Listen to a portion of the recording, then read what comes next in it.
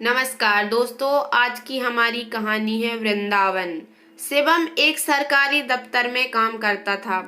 उसे बहुत कम तनख्वाह मिलती थी। शिवम की पत्नी निहारिका बहुत तेज थी। वह अपनी सास विनीता जी को पसंद नहीं करती थी। एक दिन शिवम घर आया तो उसकी माँ विनीता जी ने उसे हलवा खाने को दिया। शिवम ने माँ की तारीफ करते हुए, माँ यह तो बहुत अच्छा बना है, आज क्या बात है, आपने हलवा कैसे बना लिया? विनीता जी बोली, बेटा बहुत दिनों से ठाकुर जी को हलवे का भोग नहीं लगाया था, इसलिए आज मैंने हलवा बना लिया। तुझे पसंद भी है ना यह हलवा? हाँ माँ, मन करता है रोज आपके हाथ का हलवा खाऊं। तभी निहारिका वहां आ जाती है। माँ जी, आपको पता है देसी घी कितना महंगा है और आप हलवा बनाकर दावत कर रही हैं। पूरे महीने हम कैसे खर्च चलाते हैं यह आपको पता है, लेकिन बहू मैंने तो बहुत दिनों बाद हलवा बनाया है। शिवम ने कहा, कोई बात नहीं निहारिका, कभी कभी तो हलवा बनाना भी चाहिए। और फिर यह तो प्रसाद है, तुम भी खा लो। कल से आपको सूखी रोटी मिलेगी, वह सही रहेगा। इतनी महंगाई में कैसे खर्च चलता है यह मैं जानती हूँ। विनीता जी चुपचाप अपने कमरे में चली जाती हैं।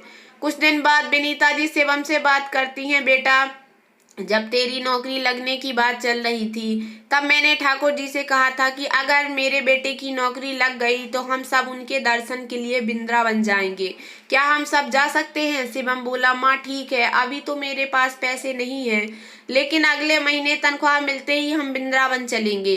अगले महीने विनीता जी शिवम को फिर याद दिलाती हैं, लेकिन वह टाल देता है।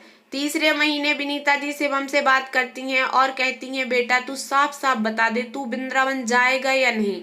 शिवम कुछ कहता इससे पहले ही निहारिका बोल पड़ती है, माँ जी आपको दिखाई नहीं देता, हमारे पास पैसे नहीं है, कहाँ से जाएंगे वृंदावन, इसलिए ये हर महीने आपको टाल देते हैं। विनीता जी बोली, इसी महीने तुम दोनों किसी दूसरे के शादी में जाने के नाम पर कितने पैसे खर्च कर दिए हो, तुम्हें याद है? और ठाकुर जी के दर्शन के लिए पैसे नहीं है, रहने दे, अगले महीने में अकेली चली जाऊंगी। शिवम बोला, माँ तुम तो बेकार परेशान हो रही हो, सब ठीक ही तो चल रहा है, फिर बेकार में पैसे बर्बाद करने का क्या मतलब है?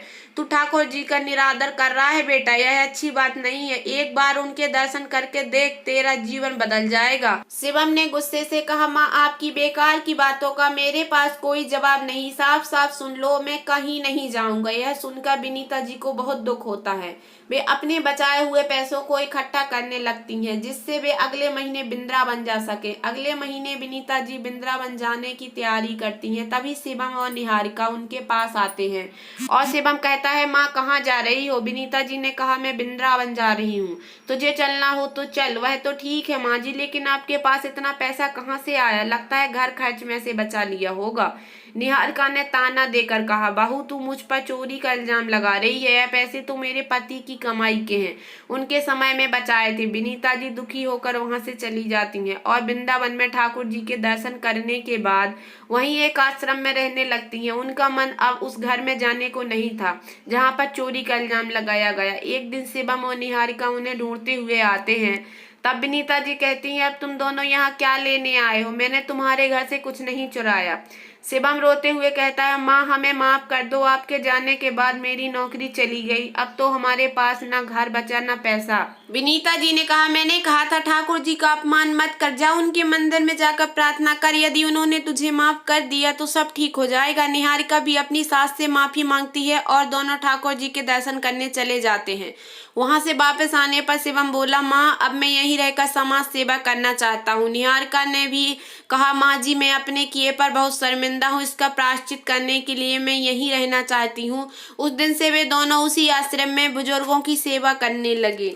तो दोस्तों, आप लोगों को कैसी लगी मेरी ये छोटी सी कहानी? अगर आप लोगों को ये कहानी पसंद आई हो तो प्लीज़ मेरे वीडियो को लाइक कर देना, चैनल पर नए आए हो तो प्लीज़ सब्सक्राइब कर लेना और ज़्यादा से ज़्यादा शेयर करना। धन्यवाद दोस्तों।